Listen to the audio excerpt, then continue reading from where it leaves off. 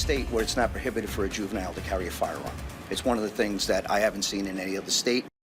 Those armed teens responsible for carjackings, shootings, and murders across the St. Louis region. Tonight, questions grow about our juvenile justice system. And it is the focus of a First Alert 4 Investigate series, Kids or Criminals?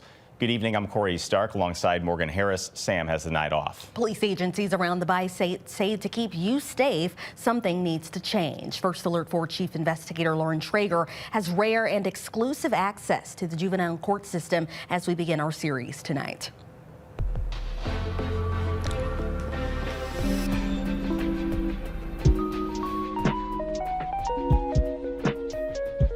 My intentions wasn't on hurting anybody. Now at work at his mom's St. Louis bake shop. What my mama finna say, how long I'm finna be in jail. 17-year-old Tyron knows the exact moment his life took a turn. Got in trouble at school for bringing a gun to school. A gun in school, and he got caught. No one was hurt, but he was in serious trouble. Overwhelming, really scared. They took him straight to jail after that. He stayed there for a week in the detention center. But yeah, really scary. Tyron, one of hundreds of cases sent through the juvenile court system in St. Louis City and County every single year. Some for minor crimes, others for extremely serious ones, putting the public at risk. The juvenile court system this summer under a serious spotlight, especially given a recent case of teens suspected of 2 carjackings in 24 hours. These are kids committing very dangerous crimes that is going to kill someone. The point system's not working. Recently, some police got critical of what's called the juvenile point system.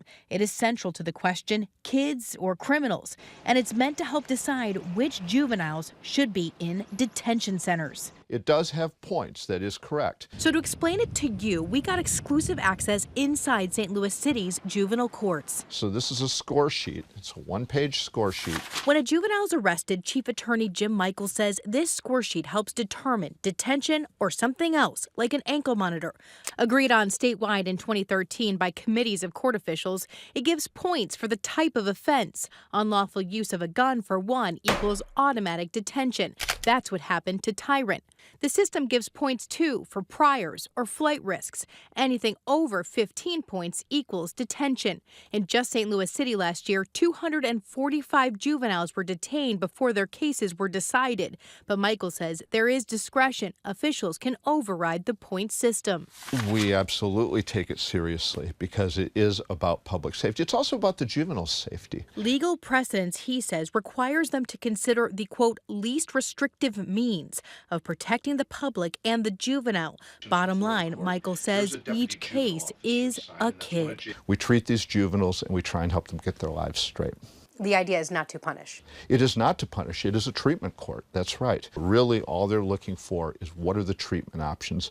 What's the least restrictive means by which this juvenile can be treated and public safety can be protected? He's not a bad person. He made a bad decision. Tyron says he learned he'd rather be under his mom's watchful eye than a judge's. This is not me.